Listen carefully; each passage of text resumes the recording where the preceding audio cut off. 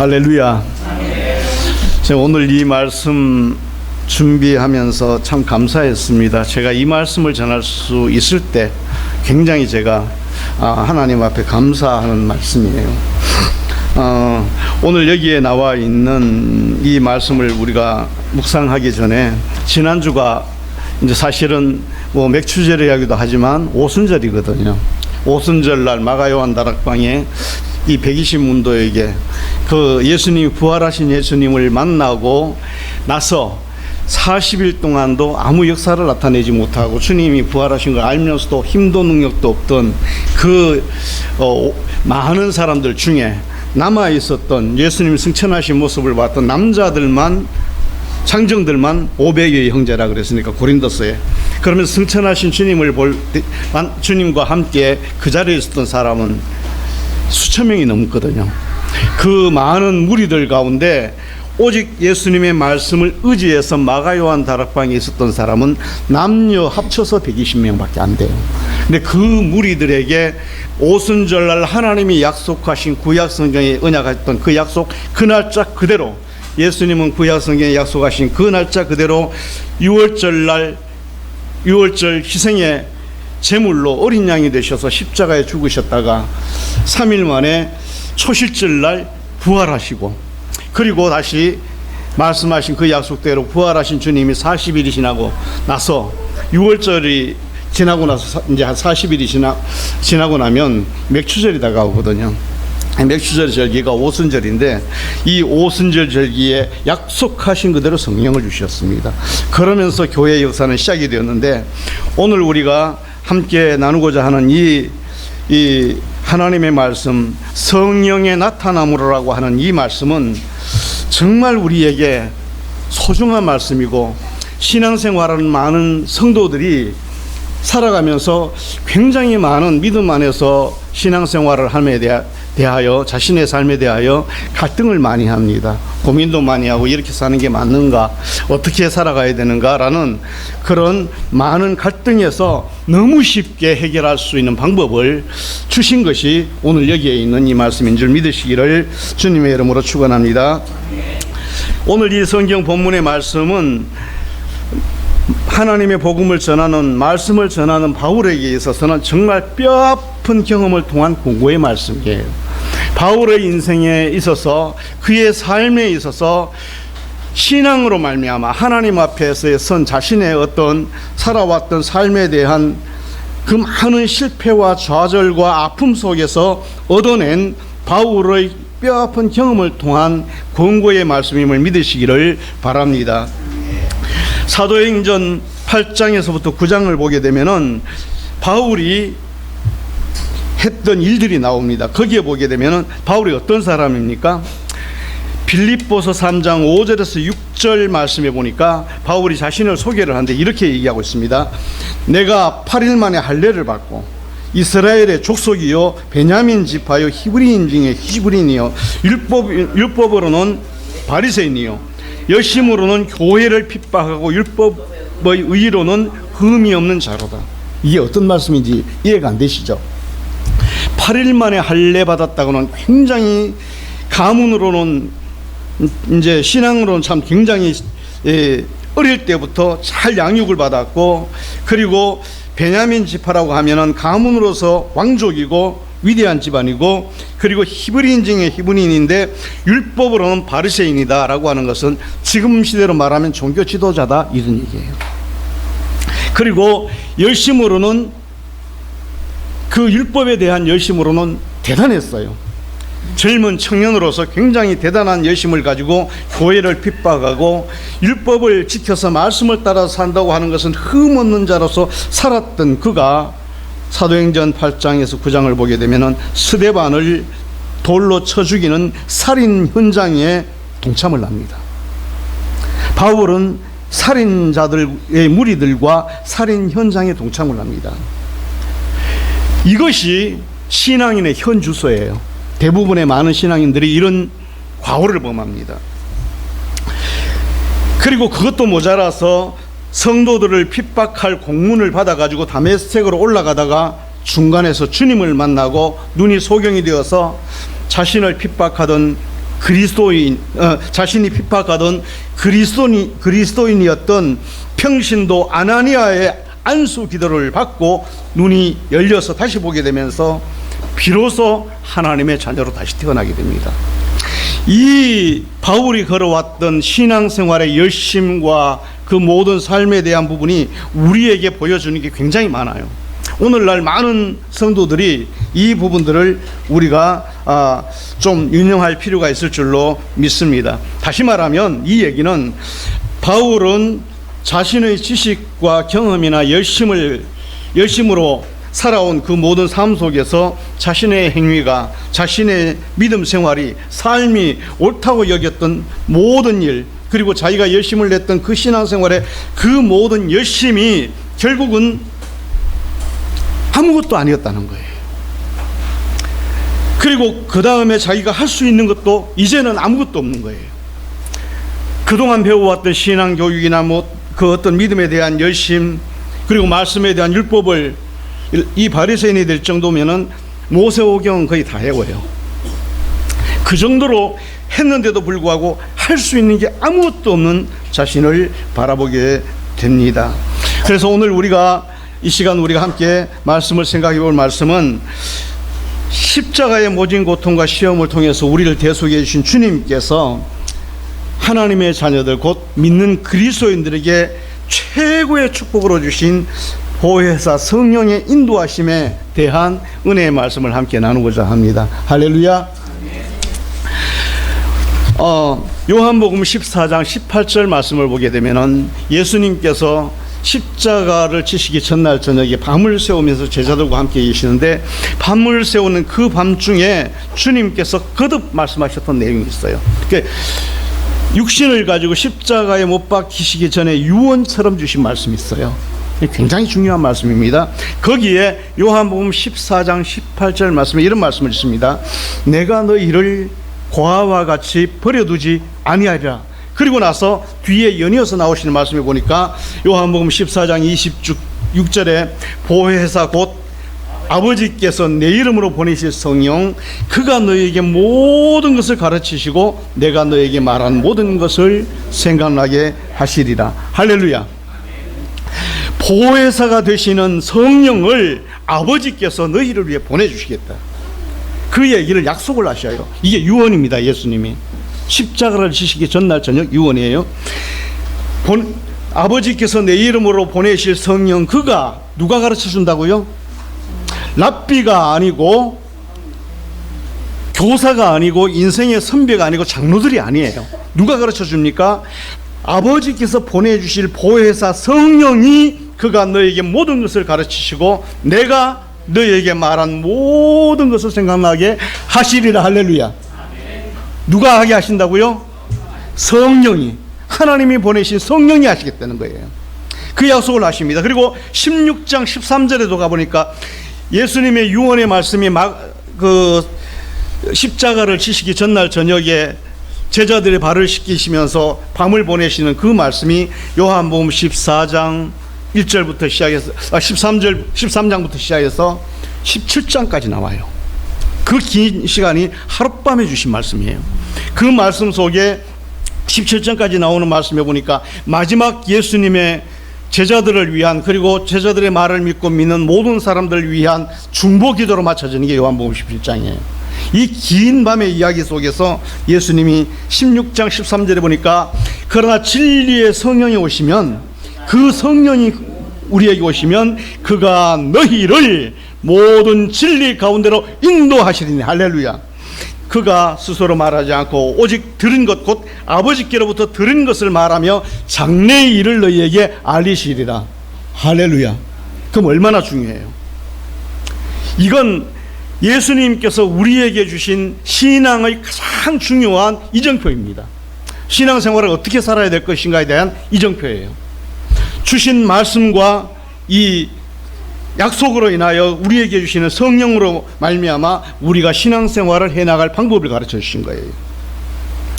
고린도전서 15장 45절의 말씀에 보니까 기록된 바 첫사람 아담은 생명이 되었다. 육체를 가진 생명으로 태어났지만 그러나 마지막 아담은 살려주는 영이 되었다. 다시 말하면 이 부분에 대해서 그거를 해석을 하려고 그러면 47절에 보면은 첫 사람은 땅에서 났으니 흙에 속한 자고 둘째 사람은 하늘에서 나셨으니 하늘에 속한 자라고 얘기합니다. 이 둘째 사람이 되시는 예수님께서 우리를 갖다가 땅에 속한 자에서 하늘에 속한 자로 신분을 바꿔주시는 역할을 하시는 거예요. 할렐루야. 대단하죠. 엄청난 거예요. 이 놀라운 비밀의 말씀이 고린도서에 담겨 있어요. 그러면서 주님께서 이제 예수님께서 하신 말씀을 의지해서 바울 사도가 갈라디아 5장 16절에 내가 이르노니 너희는 성령을 따라 행하라 그리하면 뭘 안 한다고요? 육체의 욕심을 이루지 아니하리라. 제가 살아오면서 처음에 신앙생활을 하고 믿음 생활을 하고 처음에 이제 전도사가 되고 목사가 돼도 늘 마음에 갈등이 하나 있었던 게, 갈등이라기보다도 의문이 있었던 게 있어요. 갈라디아서 5장 17절 말씀에 보니까 육체의 소욕은 성령을 거스리고 성령은 육체를 거스리나니 육체의 소욕과 성령이 서로 거스려서 이 둘이 서로 대적함으로 너희가 원하는 것을 하지 못하게 하려 함이라. 못하게 했대요. 뭘 못해요? 육체의 소욕을 따르는 것도 못하게 하고, 그리고 이 성령을 따르는 것도 못하게 하고, 우리가, 다시 말하면 그 중심에 뭐가 있냐면 우리가 우리 스스로 우리의 자아를 가지고 어떤 것들을 갖고 행위를 못하겠다는 거예요. 이게 이해가 됐어요? 육체의 소욕은 성령을 거스리고 성령은 육체를 거스르니 이 둘이 서로 대적해서 너희가 원하는 것, 우리가 원하는 것, 다시 말하면 하나님이 원하시는 게 아니라 우리가 원하는 걸 이것이든지 저것이든지 못하게 하셨다는 거예요. 여기에 키가 있어요. 그러니까 우리가 원하는 것을 못하게 하셨다. 그러면 뭐예요? 하나님이 원하시는 걸 해야 되는데 그 방법에 대한 이야기예요. 하나님이 원하시는 삶, 하나님이 원하시는 그러한 진리, 그리고 하늘의 사람으로 다시 거듭나게 되는, 흙에서 난 자가 하늘에 속한 자로 거듭나게 되는 비밀의 키가 여기에 있는 거예요. 깨닫게 되시기를 주님의 이름으로 축원합니다. 할렐루야. 이 키를 주님이 우리에게 주셨어요. 성막에 대한 이야기를 잠깐 우리가 한번 짚어보고 넘어가겠습니다. 우리 성막 그림 있지요. 자, 성막이 이렇게 생겼었어요. 이제 성막이라고 하는 것은 이 하나의 이제 성막이 상징하는 것이 큰 것이 있는데, 가에 휘장이 이렇게 쭉 둘러져 있는데, 이거는 사람을 상징해요. 육체를 가진 사람을 상징합니다. 그리고 그 안에 보니까 성소가 있어요.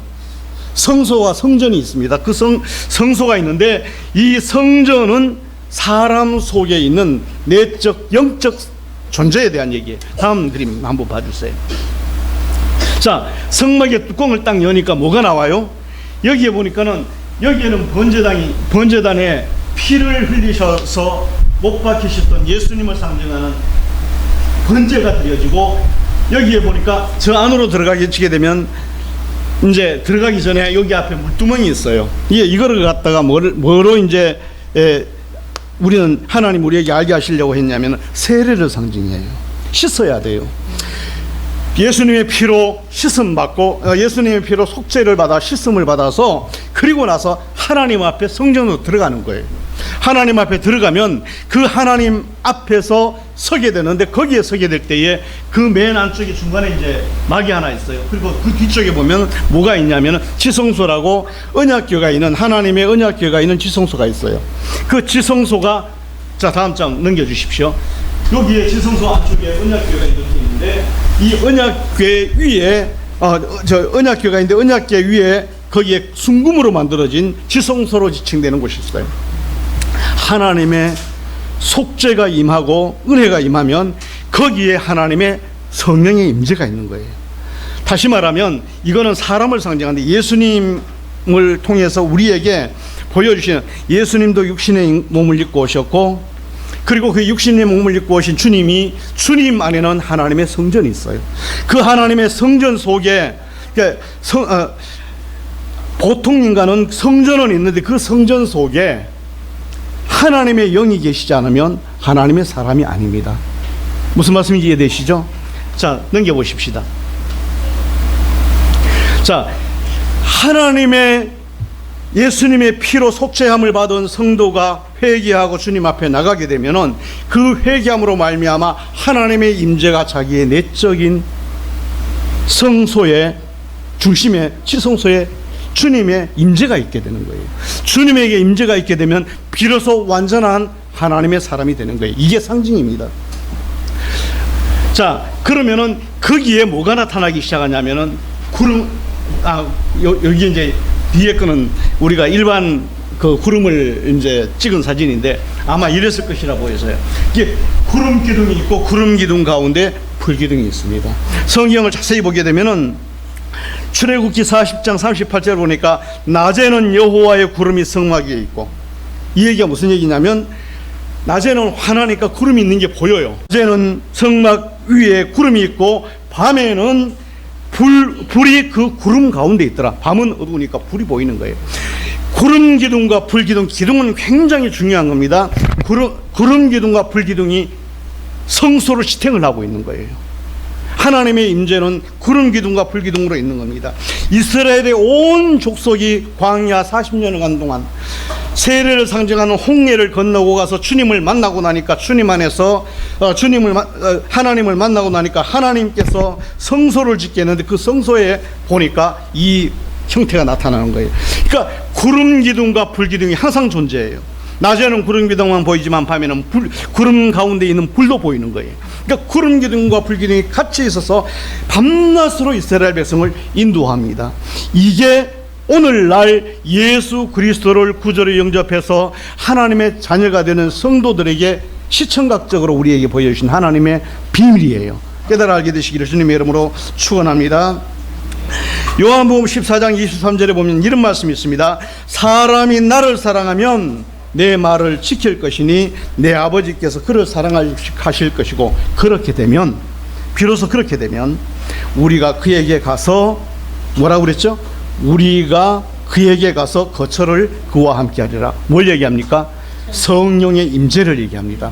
곧 이 앞에 있는 그림, 이것처럼 하나님의 성령이 지성소에 안치되는 거예요. 주님을 영접한다고 하는 것은 바로 이런 겁니다. 이 비밀을 알아야 오늘 여기에 바울 사도가 얘기했던 이 말씀을 이해하게 될 줄로 믿습니다. 할렐루야. 자, 이제 오늘 이 본문의 말씀을 가지고 이제 본론으로 들어가서 하나님의 말씀 우리가 함께 한번 생각해 보고자 합니다. 이 내용은 너무 이제 쉽게 우리에게 설명을 해주시는데 이거를 우리가 혼탁하게 받아들인 거예요. 이 하나님의 말씀을 굉장히 혼탁하게 받아들였어요. 아담의 죄로 인하여 인류는 도매금으로 죄에 팔려버렸고, 그 결과로 말미암아 사망에 속한 죄인인 우리가 하나님 앞에 나갈 수 있는 모든 길이 막혔고 하나님의 임재가 우리에서 끊어져 버렸어요. 그런데 주님의 은혜로 죄사함을 얻은, 구속함을 받은 그리스도인들은 사탄의 미혹과 죄된 자아로 가득한 자기 자신을 부인해야 하지만이, 첫 번째 우리가 알아야 될 것은 바로 자기를 부인하는 거예요. 나 자신을 부정해야 된다라는 겁니다. 그것이 갈라디아서 말씀에 나와 있는 것처럼 육체는 성령을 거스르고 성령은 육체를 거스리나니 이 둘이 서로 대적해서 너희가 원하는 것을 하지 못하게 하려 함이라. 하나님의 임재가 있어서 하나님이 인도하셔야 되는데, 하나님의 임재가 없는 육적인 인간이 자기의 의지와 결정으로 어떤 것들을 해나가게 하려고 하는 것을 막으셨다는 겁니다. 깨달아 알게 되시기를 바랍니다. 그래서 이 속죄함을 받고 구속함을 받은 하나님의 자녀들은 비로소 거기서부터 시작해서 주님의 인도함을 받게 되는 줄 믿으시기를 바랍니다. 이 비밀을 바울이 뒤늦게 안 거예요. 바울이 주님을 만나고 나서 바로 하나님의 복음을 전하러 나서지 못했어요. 왜냐하면 여태까지 자기가 살아왔던 방법은 자기가 아는 성경 말씀, 율법의 말씀, 토라를 가지고, 경전을 가지고, 자기의 지식을 갖고, 자기의 의지를 갖고 자기가 주인이 돼서 행동을 했어요. 그러다 보니까 하나님의 사람 스데반을 살인하는 살인 현장에 동참하게 되고, 자기가 하는 그 모든 것들이 완전히 잘못된 것. 하나님, 결과적으로는 자기는 선한 목적을 갖고 했는데 결과적으로는 하나님의 대적자가 되어버렸어요. 하나님의 원수가 되어버렸어요. 그리고 나서 바울은 그 길로 예수님을 만나고 나서 그 눈이 다시 열려지고 나서 아라비아 광야로 가서 3년이라는 시간 동안 거기서 기도하면서 보냅니다. 아라비아는 이 아라비아는 어디를 얘기하고 있느냐면은 시내산에 있는 아라비아예요. 에베소서에 보면은 시내산은 시나이 반도에 있는 시내산이 아니고 아라비아에 있다고 분명히 못을 받고 있어요. 근데 아라비아의 시내산 그곳에 엘리야가 갔던 그곳에 거기에서 3년 동안 광야에서 혼자 기도하며 시간을 보냅니다. 비로소 자신의 삶을 다 부정하기 시작하는 거예요. 아, 이게 잘못됐구나. 내 인생이 이렇게 가는 게 아니구나. 내가 아무리 열심을 갖고 하나님 위해서 살았는데 이거 아니구나 라고 그 자신을 버리기 위해 자신을 부인하는 그 과정이 힘들었어요. 갈라디아서 1장 7절 말씀 보니까 3년, 거기에 바울 사도가 3년이라는 기간 동안 아라비아에 가 있었다고 분명히 기록하고 있습니다. 그러고 나서 돌아왔던 바울은 안디옥에서부터 다시 이제 아시아를 다니며 복음을 전해보려고 구원의 복음을 전하겠다는 열심을 가지고 소아시아를 다니면서 전도를 하는데 역사가 잘 안 나타나요. 아테네에 갔는데 아테네라고 하는 큰 도시에 가서 복음을 전하려고 자기는 가말리엘 문화생이라 그러면 지금으로 말하면 서울대 법대를 나온 사람이에요. 그러한 지식과 율법에 대한 모든 비밀들을 3년 동안 연구를 하고 공부를 하고 스스로 자신을 하나님 앞에 그렇게 겸비하고 나서 나가는데도 자신의 지식과 경험을 총동원해가지고 이제 복음만 전해보겠다고 했는데 결국은 아테네에서 실패를 합니다. 성공이 일어나질 않아요. 이유가 어디 있었어요? 바로 갈라디아서에서 나와 있는 말씀, 너희가 스스로 인간이 스스로 자기가 원하는 것을 하지 못하게 하셨다고 하는 그 키에 걸려 있는 거예요. 근데도 자기가 하려고 하는 거예요. 거기에 역사가 일어날 수가 없는 거예요. 그리고는 비로소 고린도로 내려갑니다. 고린도는 그 아테네에서 이제 건너편에 보이는 섬인데 고린도로 딱 내려갔는데 고린도에 가서는 거기에서 오늘 복음을 1년 6개월 동안 거기에 이제 첫 사역이 1년 6개월 동안 머무르면서 사역을 하게 되는데 거기에서 사역을 마치고 나서 나왔는데 고린도 교회에 분란이 일어나요. 많은 사람이 고린도 교회가 굉장히 큰 무역 도시인데 교회가 굉장히 커졌어요. 굉장히 몇만 명의 성도가 모일 만큼 큰 교회가 됐는데 이 고린도 교회에서 나왔던 바울이 고린도 교회 안에 파당이 일어나고 분쟁이 일어나는 걸 보기 시작합니다. 그래서 그때 편지를 쓰는데 오늘 이 고백이 거기에서 나온 거예요. 거기에 고린도 교회 성도들에게 이렇게 얘기합니다. 형제들아, 내가 너에게 나아가 하나님의 증거를 전할 때에 말과 지혜의 아름다운 것으로 아니하였나니. 뭐예요? 지혜라고 하는 것은 하나님의 말씀도 있고 율법도 있고 토라도 있는 거예요. 자기가 가말리엘 문화생으로서 배웠던 경험도 있는 거예요. 로마 시민권을 가진 가문적 어떤 권위도 있는 거예요. 다 가지고 있어요. 그런데 사람의 말과 그 지혜의 아름다운 것으로 하지 아니하였나니 내가 너희 중에서 예수 그리스도와 그가 십자가에 못 박히신 것 외에는, 이 십자가에 못 박히셨다는 얘기는 바로 이 속죄를 얘기하고 속죄로 말미암이 아까 보여드렸던 성소의 개념을 바울 사도가 깨닫고 그걸 갖고 얘기를 하고 있는 거예요. 이게 예수 그리스도와 그의 십자가에 못 박히신 것 외에는 아무것도 알지 아니하기로 작정하였다. 이 얘기는 뭐냐면은 속죄가 일어났는데 그 속죄를 통하여 하나님의 임재가 와야 되는데 하나님의 임재 없이는 자기가 할 수 있는 것이 아무것도 없다는 거예요. 이스라엘 백성이 광야에 40년의 시간을 가는 동안에 구름 기둥과 불 기둥이 그들을 지탱하고 있는데 구름 기둥과 불 기둥이 뜨기 전에는, 그 구름이 뜨기 전에는 한 걸음도 옮겨가지 않아요. 3개월이든 6개월이든 하루든 간에 오직 구름 기둥과 불 기둥이 뜰 때에 따라가는 겁니다. 바울이 그거를 못했던 거예요. 근데 여기에 고린도에서는 그거를 발견하게 되는 거예요. 속죄함을 받은 하나님의 자녀가 되었지만 이제는 누구의 인도를 받아야 돼요? 하나님의 인도를 받아야 돼요. 자기가 주인이 되면 안 돼요. 자기의 마음에, 자기의 중심에 자기가 주인이 되는 것을 내려놔야 돼요. 그것이 바로 십자가로 생각하다는 거예요. 예수 그리스도와 그의 십자가에 못 박히신 것 외에는 아무것도 생각하지 아니하기로 작정하였습니다. 그러면서 3절에 나와 있는 오늘 우리가 함께 말씀을 묵상하고 살펴보고자 하는 말씀의 중심에 있는 말씀 3절 말씀입니다. 내가 너희 가운데 거할 때에 너희 중 이거 3절 말씀 한번 같이 보십시다. 내가 너희 가운데 거할 때에 약하며 두려워하며 심히 떨었노니 내 말과 내 전도함이 지혜의 권한 말로 하지 아니하고 다만 성령의 나타남과 능력으로 하여. 할렐루야.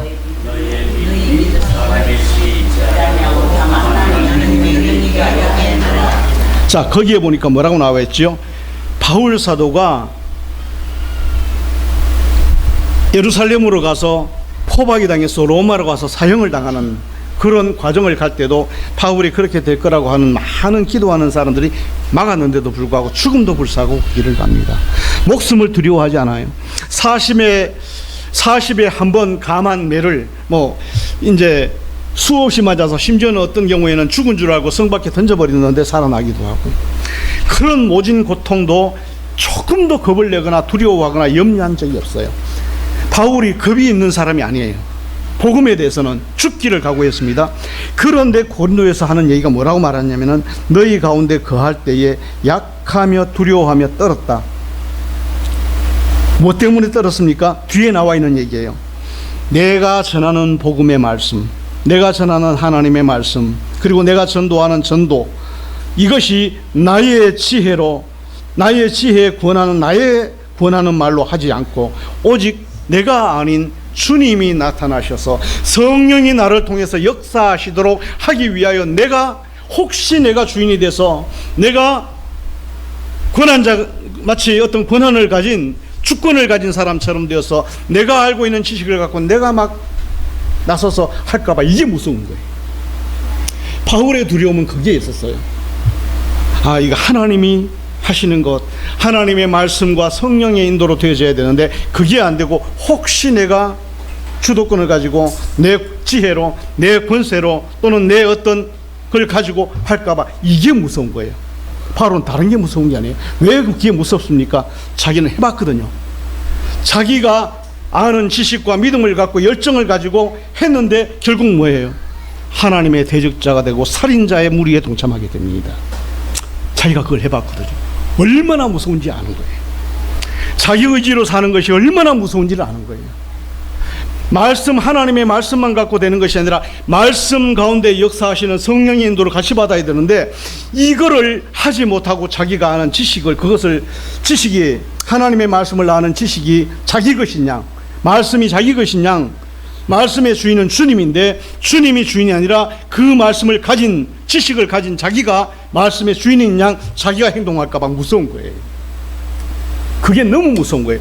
또다시 잘못해서 자기의 의지로 하다가 하나님의 대적자가 되고, 자기의 의지로 하다가 하나님의 원수가 되고, 자기의 열심을 가지고 하다가 하나님의 일을 가로막는 자가 되고, 자기 스스로 어떤 것들을 하다가 살인자가 되는 그 길에 빠지기가 무서운 거예요. 깨달아 알게 되시기를 바랍니다. 그래서 이 말씀이 성도들에게 있어서는 신앙생활의 이정표예요. 깨달아 알게 되시기를 주님의 이름으로 축원합니다. 그래서 여기에 결론적으로 바울이 하는 얘기가 그 얘기입니다. 너희의 믿음이, 너희들도 마찬가지고 나도 마찬가지고, 너희들의 믿음이 사람의 지혜에 있지 아니하고 오직 하나님의 능력에 있게 하였노라. 할렐루야. 그래서 고린도 교회가 붐이 일어나는 거예요. 아테네에서는 실패를 하고 길도 없었는데 고린도에서는 역사가 일어납니다. 이사야서 55장 말씀을 보게 되면은 이런 말씀이 있습니다. 여호와의 말씀이 55장 8절에 여호와의 말씀에 내 생각은 너희 생각과 다르며 내 길은 너희 길과 달라서 하늘이 땅보다 높음 같이 내 길은 너희 길보다 높으며 내 생각은 너희 생각보다 높으니라. 할렐루야. 우리가 한다고 아무리 열심을 가지고 뛰어다녀도 그건 한계가 있어요. 그것으로 하나님의 일을 이룰 수 있는 게 아니에요. 하나님의 사람으로 신앙생활에서 성공하기도 힘든 거예요. 믿음 안에서 승리하기도 힘듭니다. 고린도전서 1장 25절 말씀해 보니까 뭐라고 나와 있습니까? 하나님의 어리석음이 사람보다 지혜롭고 하나님의 약하심이 사람보다 강하니라. 할렐루야. 스가랴서 4장 6절에 보면은 힘으로도 되지 아니하고 능으로도 되지 아니하고 오직 나의 신으로 되느니라. 할렐루야. 하나님의 신으로 된다는 거예요. 그래서 오늘날 그리스도인들이 교회들 가운데 많은 교회가 예전보다도 더 세속적이 되고 혼란하게 된 원인이 바로 여기에 있는 거예요. 옛날에는 배운 것이 많지 않았고 아는 것이 많지 않았고, 그러니까 그냥 나는 모른다 생각하고 하나님의 말씀과 성령의 인도를 받으려고 애를 썼어요. 오늘날은 아는 게 너무 많아요. 지식이 너무 많아요. 지식의 홍수가 세상을 덮었어요. 바다처럼 우리가 그 속에 잠겨 있어요. 유튜브부터 시작해서 뭐 온갖 SNS, 지식, 동영상 온 세계에 가득해요. 그것이 우리를 이끌어가는 게 아닙니다. 하나님이 우리 자매에게 주시는 하나님의 계획이 다르고, 우리 목사님에게 주신 계획이 다르고, 우리 형제님에게 주신 계획이 다른 거예요. 하나님이 각 사람을 따라 그에게 필요한 하나님의 섭리대로 이끌어가기를 원하시는데, 우리는 그것을 우리의 생각으로 계획을 잡고 우리의 생각으로 어떤 것들을 만들어 가려고 해요. 하나님은 우리에게 친히 그분이 우리의 주인이 되셔서 이끌어가기를 원하시는 줄 믿으시기를 바랍니다. 그러려면 첫 번째는 우리가 우리 자신을 부정하는 것에서부터 신앙의 첫 출발이에요. 아무리 아는 것이 많아도, 이것이 100%, 200% 정확하고 맞다고 생각해도, 그래도 하나님의 인도하심을 먼저 구해야 돼요. 저도 신앙생활을 하면서 이 비밀을 깨닫는데 많은 시간이 걸렸어요. 목회를 하면서도 인간의 경험과 지식을 가지고 하다가 실패한 적도 많았고, 많은 그런 과정들 속에서 하나님이 이것을 알게 주셨습니다. 자기를 부인하는 것. 무엇을 부정합니까? 성령의 소욕은 육체를 거스르고 육체의 소욕은 성령을 거스르게 하심으로 말미암아 우리로 하여금 것을 하지 않게 묶어두신 것.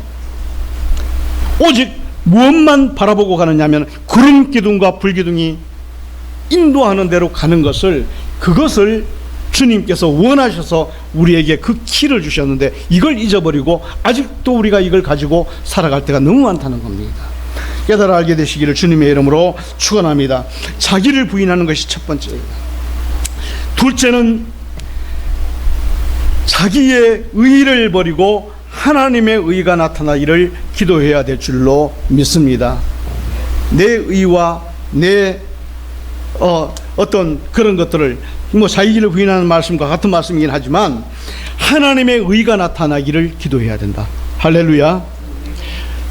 여러분, 우리 기도하실 때 어떤 때는 기도가 안 된다 그러고 막 여러 가지 이제 스스로 그런 고백을 할 때가 있잖아요. 기도가 잘 안 되고, 뭐 어떤 때는 막 세상을 이기고 싶은데 우리 속에 있는 수많은 어떤 그런 이제 문제들이, 또는 소욕들이, 또는 우리의 그런 고집들이 하나님의 뜻과 멀어질 때에 우리는 이것을 어떻게 해결해야 될지 몰라요. 자기 의지로 막 그걸 없애보려고 해요. 자기 의지로 우리가 우리 스스로를 제어를 해보려고 해요. 그러니까 이것이 뭐냐면 율법이라는 거예요. 내가 내 스스로 나의 의의를 갖다가 가지고 이렇게 살아야지 저렇게 살아야지, 그렇게 하면서 열심을 가지고 할 때가 많아요. 저도 그럴 때 되게 많았거든요. 청년 때 교회에서 이제 청년회장하고 뭐 주일학교 교사 총무하고 중고등부 교사 총무하고 이러면서 그냥 열심을 가지고 했어요. 청년들 내려다가 그냥 같이 이제 주일학교 교사들도 많으니까 주일학교 교사들 보고 막 이제 그러는 거예요. 완장을 채워주면 잘하잖아요.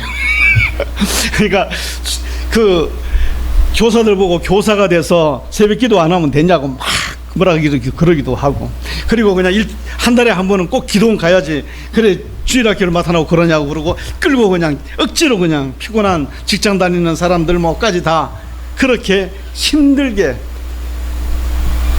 이제 막 하는 거예요. 그게 뭐냐면, 물론 그 속에서도 하나님이 역사를 하시니까 역사는 일어나지만, 그러나 주님이 우리에게 원하신 것은 그보다 한 걸음 더 나아가 하나님의 인도를 구하게 하시는 것인 줄 믿으시기를 바랍니다. 고린도전서 14장, 여기 성경 말씀이 참 보니까 고린도서의 바울은 이런 얘기를 합니다.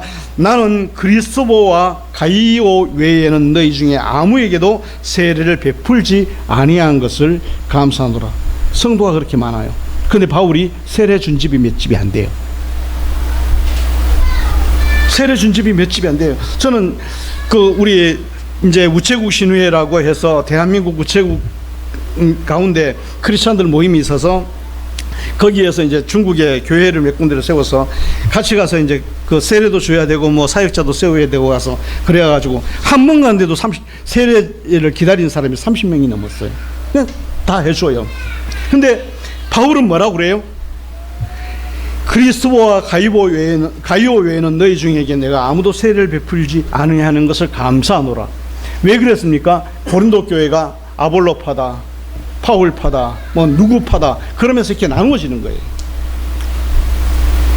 누가 어떤 행위를 했기 때문에, 누가 더 어떤 일을 했기 때문에 나는 그 출기다, 뭐 이런 그런 마음을 가지고 교회가 분쟁이 일어나고 갈등이 일어나는 거예요. 그러니까 내가 그 갈등이 일어난 걸 보니까 내가 감사하다. 나는 세례를 많이 안 줬다. 누구도 내 파라, 네 파라 말하지 않았으면 좋겠다. 우리는 다 그리스도에게 속한 주님이 주인이지 우리가 주인이 아니다. 그게 뭐예요? 하나님의 인도를 받아야지 개인의 인도를 받는 게 아니라는 거예요. 신앙생활은 바로 그런 겁니다. 로마서 10장 1절에 보니까 바울은 그 마음에 있는 이야기를 합니다. 형제들아, 내 마음에 원하는 바와 하나님께 구하는 바는 이스라엘을 원함이니 곧 저희로 구원을 얻게 함이라. 로마서 10장 2절에 내가 증거하노니, 유대인에 대한 이야기입니다. 내가 증언하노니 저희가 유대인들이 하나님께 열심을 있으나 지식을 쫓은 것이 아니라, 하나님의 의의를 모르고, 3절의 핵심의 말씀입니다. 하나님의 의의라고 하는 것을 모르고 자기의 의의를 세우려고 힘써서 하나님의 의의를 복종치 아니했다. 누가 그랬어요? 자기가 그랬어요. 자기가 열심을 냈어요. 하나님이 하시도록 길을 비켜준 것이 아니라 자기 자신의 심령을 열어서 주님이 역사하시도록 길을 비켜준 게 아니라 자기가 했어요. 우리가 기도할 때도 그렇습니다. 밤새워서 철야하고 금식하고 막 3일씩 4일씩 그렇게 기도해야지 하나님이 그나마 들으시지. 그럼 자기가 신이에요? 하나님을 오라가라 합니까? 그거 아니란 말이에요. 우리는 사모할 뿐이에요. 그리고 우리가 마음을 엽니다. 할렐루야. 주님 내게 오시옵소서. 기도할 때도 그러는 거예요. 기도할 때 내가 이 시간 기도를 하려고 하는데, 하나님, 나는 뭘 기도해야 될지도 모릅니다. 이런 문제가 있어도 내가 어떻게 그걸 기도해야 될지도 모릅니다. 주님 내게 오셔서 성령이 내 기도를 이끌어 주세요라고 기도해야 돼요. 그게 먼저예요. 해보세요. 거짓말이 아니라 기도가 달라집니다. 확실히 달라집니다. 하나님의 성령은 실존하시기 때문에 우리가 그렇게 고백하고 기도할 때 역사가 달라요. 우리 입술에서 나오는 기도의 내용이 달라지기 시작해요. 깨달아 알게 되시기를 주님의 이름으로 축원합니다. 무슨 일을 하든지 마찬가지예요. 그러니까 기도 하나를 하든지 또는 어떤 무엇을 하든지 간에 하나님께서 내게 말씀하신 대로 성령이 임재하셔서 구름 기둥 불기둥으로 인도하시듯이 나를 이끌어 주세요라고 마음을 비우고 성령의 인도를 따라야 돼요. 그러라고 주님께서 보혜사 성령을 너에게 보낸다 말씀하셨어요. 할렐루야. 이 비밀을 알지 못하면 신앙인들이 계속해서 실족하고 넘어지게 됩니다. 자기의 의의를 세우려고, 자기의 열심을 가지고 그것을 막 내세우려고 자기의 모든 인생을 다 허비해버립니다. 하나님 앞에 내가 이런 일도 해야 되고 저런 일도 해야 되고 뭐 또 이것도 했고 저것도 했고 하다가 자기의 의를 세우는 것으로 한 인생을 다 허비해버립니다. 하나님은 그걸 받지 않았어요. 하나님은 우리가 우리의 심령의 문을 열고, 여기에 바울서도 그랬던 것처럼 내가 너희 가운데 거할 때 약하며 두려워하며 심히 떨어노라, 내 말과 전도함이 지혜에 권하는 말로 하지 않고 오직 성령이, 다만 성령이 나타남과 그 능력으로 하여 너희의 믿음이 사람의 지혜나 세상의 지식에 있지 아니하고 오직 하나님의 능력이 너희 속에, 너희의 지성소 위에 하나님의 인재가 있어서 친히 이끌어 가시기를 나는 기도하노라, 이 얘기입니다. 깨달아 알게 되시기를 바랍니다. 그래서 우리는 우리의 마음을 열고 주님이 우리를 통해 역사하시기를 기도해요. 그걸 기도하다 보면 주님이 해주세요라고 하고 나면 짧은 기도 속에 역사가 일어날 때가 있어요. 밤새워 금식하지 않아도, 철야를 하지 않아도 하나님이 주님이 해주세요 하고 마음을 비우고 내가 내 마음의 문을 열고 옆으로 비켜서면 주님이 우리를 이끌어 가십니다. 할렐루야. 방법을, 이거를 주님이 우리에게 가르쳐 주셔요. 야고보서 1장 5절에 보니까 너희 중에 누구든지 지혜가 부족하거든 모든 사람이 후히 주시고 꾸짖지 아니하시는 하나님께 구하라, 그러면 주시리라. 하나님께 구하라고 하는 것은 내 의지로 구하라는 이런 얘기로 오해하면 안 돼요.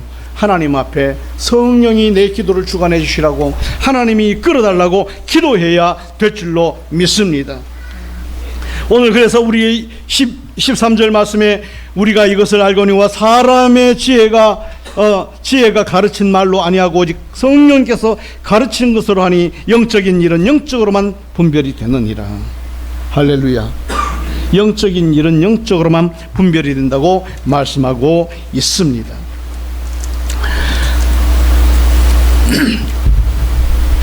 그러면 이런 질문을 가진 사람이 있어요. 아니, 하나님의 인도하심을 믿고 맡긴다고 그러고 그냥 그렇게 하면, 그러면 하나님의 인도가 아니고 내가 스스로 나 스스로에게 속아서 잘못될 수도 있지 않겠는가, 그런 갈등할 때가 있어요. 이건 작은 팁입니다. 그런 갈등할 때가 있습니다. 그런데 분명한 것은 있어요. 오늘 여기 고린도전서 2장 13절 말씀을 제가 말씀을 드렸는데, 영적인 일은 영적으로 분별한다. 뿌리가 무엇이면 나무가 뭔지도 아는 거예요. 그 사람이 믿음으로 성령의 인도를 받고 하나님의 말씀과 그 인도하심을 따라서 그러다 보면 하나님의 영을 받은 사람은 하나님의 길을 갈 것이고, 흑백이 나눠져요. 하나님의 영을 안 받은 사람, 말씀과 어떤 것들을 가지고 한다고 하는데 자기 욕심과 자기 의지가 들어가서 말씀을 이용하는, 하나님이 원하시는 길이 아닌, 성령이 원하시는 길이 아닌 다른 길로 가는 경우가 있어요. 뭘 보면 나무를 보면 저 뿌리를 뭐라고 그랬죠? 나무를 보면 열매를 보면 참 그 나무를 안다고.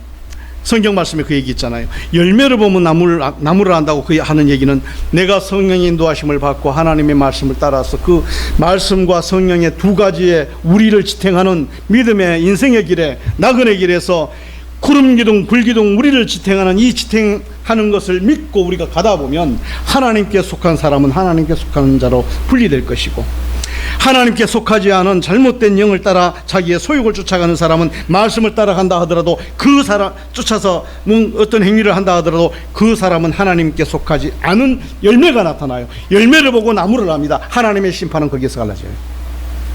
그래서 중요한 건 뭡니까? 살리는 건 영이니 육은 무익하니라. 믿으시길 바랍니다. 제 얘기가 아닙니다. 사도들의 얘기도 아닙니다. 주님이 직접 하신 말씀이에요. 살리는 것은 영이니 육은 무익하니라. 우리는 이걸 기억해야 됩니다. 갈라디아서 5장 18절에 만약 너희가 성령의 인도하시는 바가 되면 율법 아래에 있지 아니하리라. 율법 아래에 있다는 건 뭡니까? 율법은 자기의 의지와 행위를 가지고 열심을 가지고 하나님의 말씀을 지켜가고자 하는 그런 행위에서 나오는 것이 이제 행위를 하게 하는 것이 율법이에요. 성령의 인도를 받으면 율법 아래 있지 않을 것이다 라고 성경에서 분명히 못을 박았어요. 그러니까 우리가 이 비밀을 알고 나면 달라지는 거예요. 제가 사역을 해오면서 많은 경험 속에서 발견한 게 하나가 있어요. 주일학생이 오든 중고등학생이 오든 청년들이 오든 그들을 앉혀다 놓고 회개하고 예수 그리스도의 십자가의 피로 속죄함을 강구하고 주님 앞에 이제 주님을 영접하고 난 뒤에, 주님을 영접하고 나면 그 순간 그 자리에서 그때부터 달라지기 시작해요. 주님을 영접하고 나서 보면 그 속에서 변화가 일어나는 것을, 도무지 자기가 믿어지지 않았던 것, 자기가 나 잘 모르겠어요, 하나님 살아계시면 내가 내 마음을 연히 내게 오세요 라고 고백시키고 기도하고 나면 조금 있으면 변화가 일어나기 시작해요. 믿지 않는 사람이 믿음이 생기고, 어느 순간에 하나님의 인도하심을 보게 되고, 심지어 세상을 막 떠나기 직전에 사람에게 예수님을 영접시키고 암으로 그냥 내일 모레 이제 경각에 달린 사람을 주님 영접시키니까 영접하고 나서 그 순간에 하나님의 임재가 자기 스스로가 아는 거예요. 그래서 이제 물어봅니다. 저기 평생 교회도 안 다니고 7, 80을 살면서 세상만 쫓아다녔던 사람이 그 암이니까 얼마나 아프겠어요. 힘들잖아요. 주님이, 하나님이, 예수님이 말씀하시기를, 그 사람이 그래요. 제가 얘기한 게 아니에요. 자기가 교회를 안 다녀본 사람이에요. 암 환자가 될 때까지 교회 안 나왔으니 교회를 아는 게 뭐가 있겠어요. 그런데도 주님이 말씀하시는데, 얘기를 하시는데, 네 병은 이 땅에는 못 고친다. 천국에 가면 깨끗해진다. 그러더래요. 잠자고 있으면 꿈으로도 말씀하시고. 그 역사가 언제 일어나요? 주님 영접하고 마음을 피우니까 주님께서 그 지성소의 임재가 일어나는 거예요. 그래서 육체의 소욕은 성령을 거스르고 성령의 소욕은 육체를 거스르게 하신 주님께서 우리가 성령에게 우리 스스로를 내어드리는 순간에 우리의 길을 이끌어 가시는 줄 믿으시기를 바랍니다. 그것이 요한복음 6장 63절에 살리는 것은 영이니 육은 무익하니라 내가 너희에게 이런 말이 영이요 생명이니라 깨달아 알게 되시기를 바랍니다. 그래서 출애굽기 말씀에 이 시청각적으로 이스라엘 백성들을 통하여 우리에게 말씀하시기를 낮에는 구름기둥 밤에는 불기둥. 근데 낮에는 구름기둥에 밤에는 불기둥으로 분리된 것이 아니라 밝은 날에는 구름기둥만 보이지만은 그러나 어두운 밤에는 불기둥이 그 구름기둥 가운데 있는 것이 보여지는 그러한 역사가 나타나는 거예요. 이것이 우리가 신앙생활을 살아가면서 해야 될 믿음의 그러한 자세인 줄로 믿으시기를 바랍니다. 에베소서 5장 18절 말씀에 보니까 술 취하지 말라 이는 방탕한 것이 오직 성령의 충만함을 받으라. 많은 사람이 이야기합니다. 금식 오래 하고 철야하고 막 애를 쓰면 성령 충만함 받는다. 그때 그 순간이에요. 성령 충만함 받는 것은 자기를 부인하고 바울 사도처럼 주님의 인도를 기다리며 맡길 때에 비로소 자기의 의지로 밤새워 기도하던 것보다 더 놀라운 하나님의 거룩한 영의 충만함이 그 내면의 성소에 임재하게 되는 것을 발견하게 될 줄로 믿습니다. 그러므로 예수님께서 이제 사도들과 같이 모이셔서 사도행전 1장 4절 이하의 말씀에 보니까 너희는 예루살렘을 떠나지 말고 내게 들은 바 아버지의 약속하신 것을 기다리라. 할렐루야. 너희가 내가 부활한 것도 봤고 내가 가르쳐준 모든 말씀을 들었고 너희가 신앙생활의 모든 것들을 배웠지만은 그러나 너희는 예루살렘을 떠나지 말아라. 왜? 아버지께서 너희에게 보내주시겠다 약속하신 내게 들은 바 아버지의 약속 성령을 기다리라고 말하고 있는 거예요. 이것이 전도의 시작이요, 이것이 교회의 시작이요. 이 오순절날을 통하여 이스라엘 백성들에게 하나님의 임재의 역사가 일어나기 시작하는 계기가 거기에 되어 있는 겁니다. 그래서 사도행전 1장 6절에 보니까 요한은 물로 세례를 베풀었으나 너희는 몇 날이 못되어 뭐예요? 성령으로 세례를 받으리라. 어떻게? 너희의 열심으로? 아니에요. 우리의 열심과 우리의 의지가 아니에요. 오직 하나님의 말씀을 믿고 그 믿음 안에서, 말씀을 믿고 믿음 안에서 하나님의 임재를 기다리면 성령으로 세례를 받게 되는 줄로 믿습니다. 그러니까 인도를 잘 받아야 돼요. 하나님의 인도를 잘 받아야 돼요. 말씀을 정리합니다.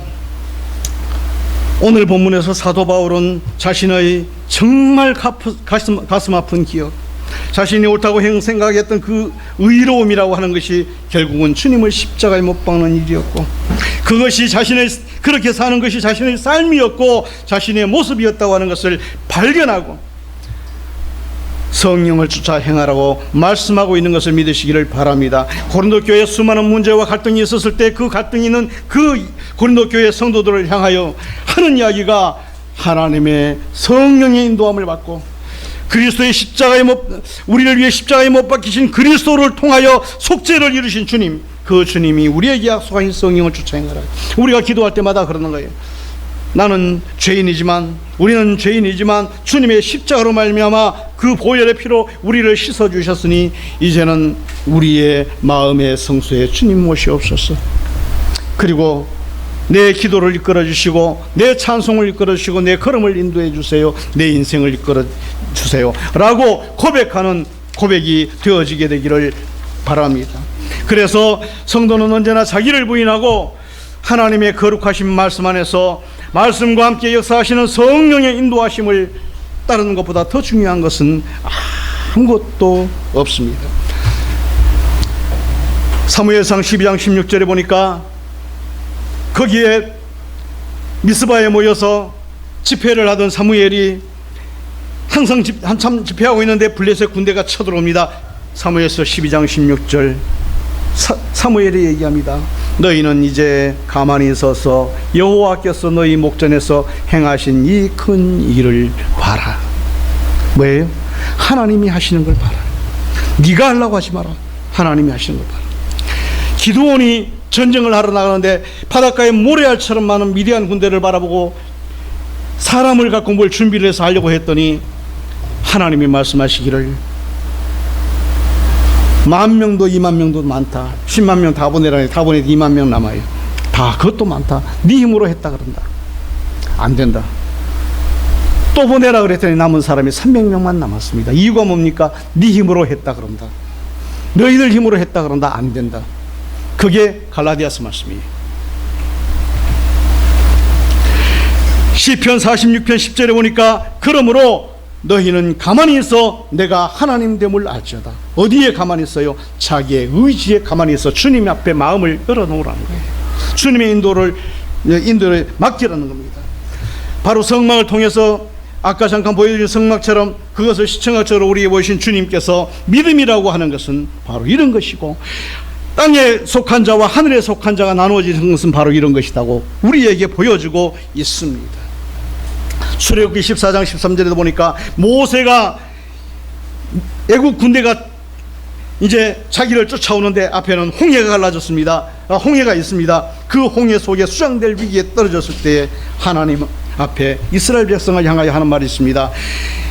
모세가 이스라엘 백성이 출애굽기 14장 13절에 보니까 이스라엘 백성에게 말씀하기를 너희는 두려워하지 말고 가만히 서서 여호와께서 오늘날 너희를 위하여 행하시는 구원을 보라. 이스라엘 백성만입니까? 바로 우리예요. 오늘날 너희는 가만히 있어서 너희를 구원하시는 하나님을 보라는 겁니다.